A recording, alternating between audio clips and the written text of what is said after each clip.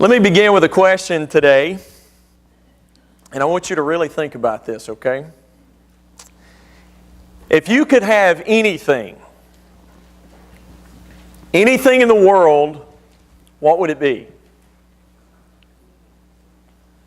See some of you smiling. I'm talking about anything. Some of you may be thinking, well, what about $1 million? Yeah, you can have $1 million. If that's what you want, what would you ask for? If you could have it, what would it be? Or what about a relationship with this person? Yeah, sky's the limits. If you could have one thing, if you basically had one wish, what would it be? Let me ask you another question. Who is the happiest person in the world? Think about that just for a few minutes, because so many times in our minds what we think is, man, if I could just have this pleasure. And what I mean by my pleasure is if I could just have this amount of money, if I could just have this certain possession, this house, this car, this job, if I could just be in this relationship, if I could just have this kind of power, this kind of status, man, I would be happy. And so that causes us to ask the question, okay, well then who is the happiest person in the world? Is it Donald Trump? Is it Bill Gates? What about Tiger Woods? What about Angelina and Brad Pitt? Not now, that's right. Not now. And so, you begin to look at all these individuals who have it all, right? I mean, last week we started talking about different characters like Tom Brady and who was it? Eddie Murphy, famous actor, and some of these other people who have all the money in the world, all the possessions in the world, and each and every one of them continue to ask the question, what is it? I mean, there's something that is missing in our lives. Right now we're in the book of Ecclesiastes. And Ecclesiastes is really a fascinating book because basically what it is a journal. It's a journal of a king, King Solomon. And King Solomon was interesting in the fact that if you look at 1 Kings chapter 3, God granted him a great gift. What was it? You remember? Yeah, God gave him this great gift of wisdom. In fact, I would say probably besides Jesus Christ, no one has ever walked the face of this earth who had the kind of wisdom that Solomon was given and that Solomon possessed. And because of that, his reign over Israel was one not only of peace, but his reign over Israel became one of great prosperity. And because of that prosperity, he could have anything. Because of the power that he had and the status that he had, he could have anything and everything his heart desired. And trust me, believe me when I say, as we're going to see in today's lesson, he went down every single avenue you could imagine. He pursued every kind of pleasure that you could imagine. In fact, we start off Ecclesiastes chapter 2 like this. This is what Solomon says. I thought in my heart, come now, I will test you with pleasure to find out what is good. And that's exactly what Solomon does. He goes out and he is logging, he is journaling all these different areas of pleasure where he is searching for satisfaction and fulfillment. Now here's the really interesting part. Solomon lived over 3,000 years ago, but all these different areas where he went looking for fulfillment and satisfaction is areas that you and I can go down today, and most people do. Let me just share with you what I'm talking about. Let me share some of the areas where Solomon looked for fulfillment and pleasure. Look at verse 3. Notice what Solomon says. Laughter, I said, is foolish. And what does pleasure accomplish? Okay, so here is Solomon, and Solomon is going down all these different avenues of pleasure, looking for satisfaction, looking for fulfillment. And the first place he starts is comedy. How many of you love to laugh? I do too, man. I love to laugh. Laughing is good. Solomon even says back in the book of Proverbs that really laughing is good what? It's good medicine. Okay, so here's Solomon, and he is searching for pleasure and fulfillment in laughter. He brings in all the best comedians.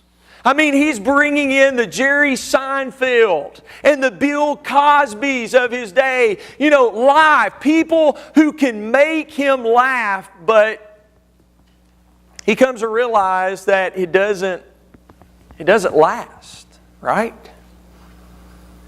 I mean, there comes a point when the laughter subsides. Like when someone close to us passes away. Or like when we're going through some difficult circumstances. And every single one of us, we experience difficult circumstances, right? And so there are times when the laughter, it's going to fade. It's not going to satisfy. It's not going to fulfill. And so Solomon says, okay, well, it looks like I'm going to have to look somewhere else for that satisfaction and fulfillment. He says, and so I tried cheering myself with wine and embracing folly, my mind still guiding me with wisdom. In other words, Solomon began his next search in the party life, in the party scene. He started dabbling in alcohol. Maybe thinking to himself, will this bring me a high? Is this going to give me some sort of wisdom? But it failed. And it always does, right? I could probably fill this stage up here today with probably many of you from this audience who could come up here and you could tell your story of how, you started dabbling with maybe alcohol and drugs, and you started doing the party scene and just living this wild life, and how that kind of living didn't help you, but rather it sidetracked you. Or you might even tell about how that type of lifestyle absolutely destroyed your life. Because I see it all the time. But see, many times that's not the stories that we hear about. I mean, you watch the commercials, you see the ads, the billboards, and they paint this beautiful picture of the party life, right? They paint this beautiful picture about how alcohol is something that is wonderful. But you know what? It's kind of interesting. They never show you those pictures of people at 2 o'clock in the morning with their arms wrapped around a toilet puking their guts out, right? And they never, tell you those stories about the divorce hearings. And they never share with you the correlation between the homeless and alcohol. And they never share those statistics with you that 1 out of 7, every 7 who take their first drink becomes an alcoholic. And what I mean by an alcoholic is you have to have at least 2 drinks a day to cope, to get by. Solomon became a party animal. Drinking, doing foolish things for pleasure, but the partying, it didn't last. He couldn't find the fulfillment and the satisfaction that he was searching for. So he had to move on, right? Verses 3 through 6, he says, I wanted to see what was worthwhile for men to do under heaven during the few days of my life. And so I undertook great projects. I built houses for myself and planted vineyards. I made gardens and parks and planted all kinds of fruit trees in them. I made reservoirs to water groves of flourishing trees. How many of you love HGTV? Man, come on now. Guys, some of you guys got to raise your... I like HGTV. I mean, come on. All these building projects. All this home decorating and design and seeing these people take these houses, that are run down and they turn them into something absolutely beautiful and something that's selling double for what it was when they bought it. It's just really neat to watch. Had they had HGTV during Solomon's time, he'd have been on it. I mean, here's a guy who was constantly undergoing all these building projects, right? I mean, he began to search for satisfaction in that. Planting groves. Coming up with all kinds of watering systems. He poured himself into this. In fact, if you look at 1 Kings, at the end of 1 Kings chapter 6, you'll see that he built the temple of God. And you remember how many years it took him to do that? It was such a massive project. 7 years. Okay, then you get into chapter 7, and at the beginning of 1 Kings chapter 7, what you find is he also built a palace for himself. You know how long it took him to build his palace? It took him 7 to build the temple of God. It took him 13 years to build his own palace. 20 years of working, pouring his life into this. Coming up with all kinds of projects. But at the end of the day, it all came up empty. He felt like it was meaningless. And we get that, right? I mean, I don't know how many, project guys we have in here. Those of you who like to take on projects and finish projects. I remember when I lived in Summerdale, Alabama, Julie and I, we built a house. And that was just kind of Julie's thing. She built it. I let her do, however she wanted to do it. And then once the house was built, then the outside was mine. I planted over 14 different types of fruit trees. And I had a garden. And I had all kinds of beautiful shrubbery on the outside. And there were times where I just poured myself into that. But what was so discouraging is all that stuff we poured our hearts into, it didn't last. Right? I mean, there were times when these trees that I would plant years ago, they would get a fungus or we would have a hard winter and they would die. I talked to a lady the other day who is getting ready to buy the house that we once built. She called me the other day to ask me some questions about it, and I was just asking her about the shape that it was in now. And I asked her about my fruit trees. I asked her about all the blueberry bushes that I'd planted down at the end of the field, and she said, I think all those are gone. I said, you're kidding me. Spent hours down there planting, fertilizing those things, getting them ready. And she talked about, the flooring that we put in and how there'd been so much traffic in and around the flooring that it had started to fade, and so they were going to have to redo all that. One point, the roof, began to leak.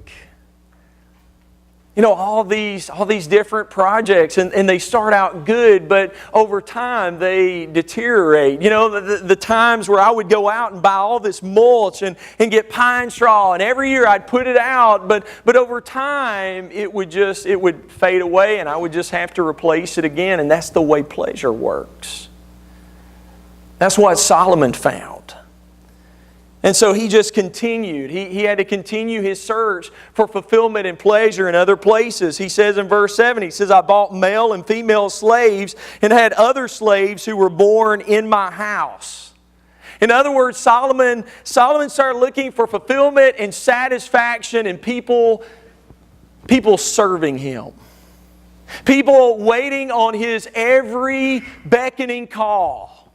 In fact, they say that Mount Hermon was nearby, and Solomon would send his servants up on Mount Hermon to bring snow down during the summer so that he could put that snow in his drink to have his drinks be cold instead of hot. But he started searching for this satisfaction in servants, people serving him. And there may be some of you here this morning who are thinking to yourself, well, man, if I had people waiting on me hand and foot, man, I would be happy. But don't we? I mean, maybe not like Solomon had, but don't we have people? I mean, think about this. We have flight attendants today. We have interns. We have valet parking. We have ushers. We have maids. We have restaurant servers, people who serve us. Some of you, you're an employer, or you have people who are, who work under you, and those people, you just tell them what to do, and they serve you. They do whatever you ask them to do. We also have mechanical servants today, right? We have washers and dryers that take care of our clothes. We have dishwashers that wash our dishes. How many of you remember the old school days where you had to wash your clothes and you had to wash those dishes by hand? No more. Yeah, some of you don't even remember that anymore. Those days are past, right? We've got it so good. Today, we've got remote controls. I remember, David's talked about this on several occasions, how, at one point he was the remote control as a kid. His dad would say, son, get up and change the channel, But today, we've got remote controls that do that. We've got phones with all kinds of apps that do everything for us. One of the reasons I bought my van was because it had an automatic door. An automatic door. Yeah, I mean, it's got keyless entry, something like this. And you walk up the van, and instead of going over and opening the car door, which is really hard, instead of going over and opening the car door, all I got to do is push a button, and my van door opens by itself. And the kids can climb in, and when I get in, I've got a button on the ceiling. I just push that button, and the door closes all by itself. I love that. And you know what? I don't have to go up and put my key in to unlock the door. I just push that keyless entry. It'll unlock it for me. When I was in Robertsdale, Alabama, we had a house, and I put a keyless entry on our front door. I could walk up to our front door, push a button, and it would unlock the door for me. And all I had to do was just walk in. Isn't it amazing? We have all these servants. All these mechanical devices that meet our every need, but yet something's missing. We still don't feel complete, and that's how Solomon felt. And so he had to go in search of something more, something else. He says, I also own more herds and more flocks than anyone in Jerusalem. Verse 9, I became greater by far than anyone in Jerusalem before me. In all my wisdom, in all this, my wisdom stayed with me. In other words, Solomon also went in search of fulfillment and satisfaction in possessions. How many of you possess a few things? I love to talk to people who have been in one house for years and they finally decide they're going to move. What's the first thing they tell you? I had no idea how much stuff we had. I mean, I had no idea. We got up in the attic and there was more stuff. Miss Wilma, bless her heart, I don't know how many yard sales she had before she left, just trying to get rid of all the stuff. He had all these possessions. He says, I had more herds and more flocks than anyone. Now here's the thing. He's the king. He didn't have to have herds and flocks. Are you with me? So why did he have them? So that people would see how wealthy he was. So that people would see how important he was. Because so oftentimes, that's where, we feel like this is going to make us happy if we've got this status, if people just view me a certain way. But in time, Solomon says even that doesn't make us happy. And so he continues his search. He says, I amassed silver and gold for myself and the treasures of kings and provinces. And in other words, Solomon looked for satisfaction and fulfillment in money. You know, today you can watch Fox Business News or MSNBC, and they're constantly scrolling the stocks. And you can sit there and you can, all day long, you can sit there and you can monitor how much you have or how much you've lost, right? But you can sit there and you can monitor all that. And you know what? There's nothing wrong with knowing how much you have. Right? The Bible talks about being a good steward. But here's the thing, there's a difference between being a good steward and being consumed by money. Making money your passion. Making money your pursuit. Because let me tell you something, it won't make you happy. All those people that I showed up on the board, all the people that we talked about last week, those are people who have more money than they know what to do with. And they're saying, something's missing. This isn't it. It's not doing it for me. And Solomon began to realize that. And so he moved on. Yet another search, verse 8, I acquired men and women singers. In other words, Solomon began to pursue music. How many of you love music? I love music. Yeah. And you know, the thing about music today, it's everywhere. If you've got an iPhone, you know, or some other type of phone, you've got music on your phone. And, you know, you may have a tablet that has music on it, or a computer, or even the television today. All these different channels, VH1, CMT, MTV. Our televisions are even saturated with all kinds of music. And you choose it. Classical, Christian, reggae, jazz, country, whatever you want, it's out there for you to listen to. And some people, they try and find fulfillment and satisfaction in music. I know this because I can go to Walmart today, and my idea of Walmart is you go there to shop. But so oftentimes I walk into Walmart and there are people with headphones on and they're bebopping to music, and I'm like, what in the world? Why have you got to have music to shop at Walmart? But that's all, you know, for some people, that's it, man. I want music. I want music. Solomon had music. And here's the thing. His was not on the radio. His was live. He had the best of the best come and sing and perform for him.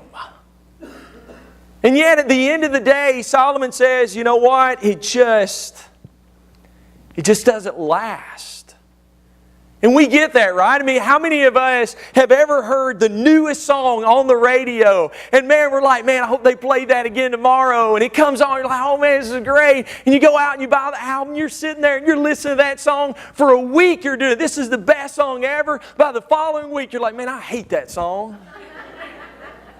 And I can't stand that artist. Why? Because it doesn't last. And that's with all pleasure. It starts out great, but after time, it fades. And so Solomon says, you know what, I've got to move on.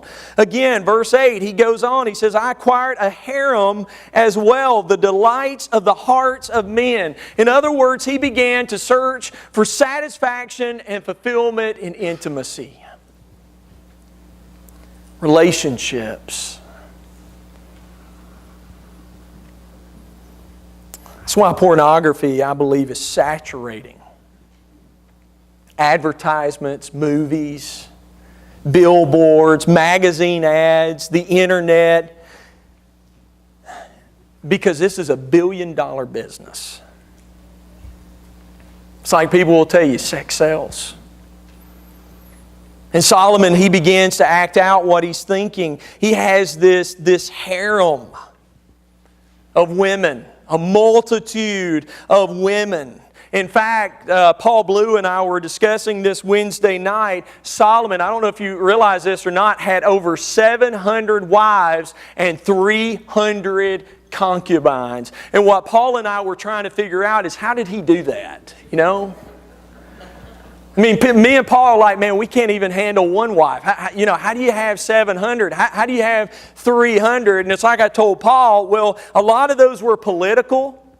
You know, he would have a king like Pharaoh say, hey, I want to make a truce with you. I want us to have peace between each other. Here, I'm giving you my daughter. And so a lot of those were political, but 700 wives, 300 concubines, and basically all a concubine was just to meet the need of the king physically.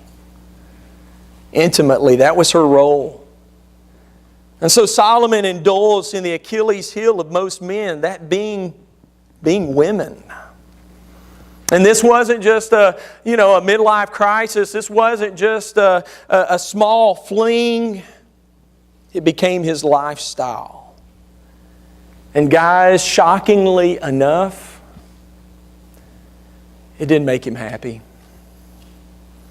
And people who have been down this road will echo the same thing. They'll tell you that this kind of stuff will bring you temporary pleasure, but in the end, it will leave you feeling empty. And so Solomon has to turn somewhere else. But guess what? There's nowhere else to turn. He tried everything. He had it all. I mean, get this picture in your mind. Here's a guy who had hundreds of women at his beckoning call. He had all the riches of the world. He had power. He had property. He had expensive clothing, delicious food, livestock, fame, a huge palace, hundreds of servants. Solomon had everything. But Solomon says something was still missing. In fact, look at what he says by the time you get to verses 10 through 11 of Ecclesiastes chapter 2. He said, I denied myself nothing my eyes desired. I refused my heart no pleasure. He gave his heart to anything and everything. Yet when I surveyed all that my hands had done and what I had toiled to achieve, He also poured Himself into work, into labor. How many of us try that as well? He says, but everything was what, church? Let's say that again. Everything was what, church? One more time. Everything was what? Meaningless. A chasing after the wind. Nothing was gained under the sun. I mean, here's a guy who had everything. And he went down all these different avenues searching for pleasure, almost addictively, right? And at the end of the day, after all these different searches, he says, I still can't find what I'm looking for.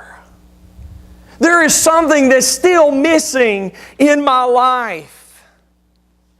And I think Augustine, as we pointed out last week, had the answer. Over 1,000 years ago, he prayed, our hearts are restless until they what, church? Find rest in You. Our hearts are restless, and I hope sooner rather than later we can discover that it's only through God that restlessness can be put to rest.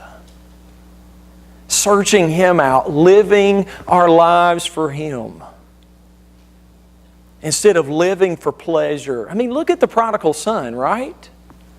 I mean, great example. You know, I guarantee you, a weekend after the prodigal left the father, I guarantee you, if you were to ask him, how is life for you? The prodigal would say, are you kidding me? This is awesome. This is great. This is the best thing ever.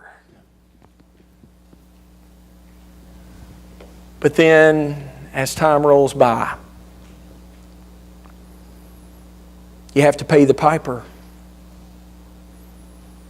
Sin, time away from God, might seem fun, but sin is always full of credit that eventually comes due. You have to pay. And the consequences and the interest that you pay can be very, very painful. And so write this down. Pleasure is pleasurable, but let me tell you something. It is always fool's gold. It doesn't last. It's not what it claims to be. Just ask the business executive who has the nice office, who makes all the money, who has all the toys. And I guarantee you, at the end of the day, they'll look at you and they'll tell you, but something's missing.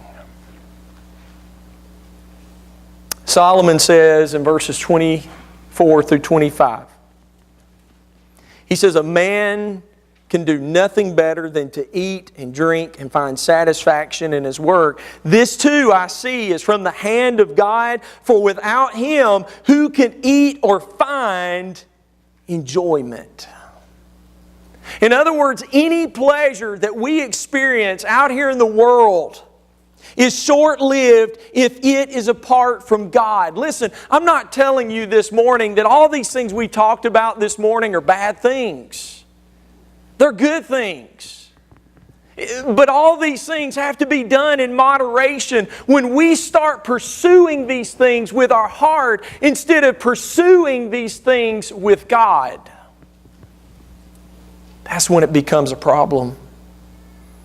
When it becomes our life, when it becomes our passion. There's a prayer card in our prayer room back there, and I think it's written by a teenager because it's talking about, pray for me and the extracurricular activities I have going on and my homework and workload.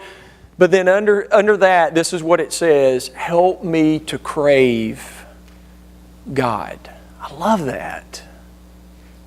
Because that's what this life has got to be about. If we want to find any type of joy in our life that's going to bring us fulfillment, that's going to bring us a satisfaction, if it's going to last, it's got to be with God, in a pursuit of God. And so maybe it's time for some of you today to start seeking Him first. To look to the only one who promises you eternal pleasure, eternal life, and eternal joy through the abundant life that only Christ offers. And so the invitation is yours this morning. And I guess I'll leave it with a question. What are you going to pursue? What are you going to make this life about? All these things are blessings. God has given us a lot of great things, but when we start looking for that fulfillment and that satisfaction in things instead of Him, we've missed it. And so today, if you need to come to Jesus and say, Lord, help me to make You the Lord of my life. Help me to get back to pursuing what I need to be pursuing, which is You and a relationship with You.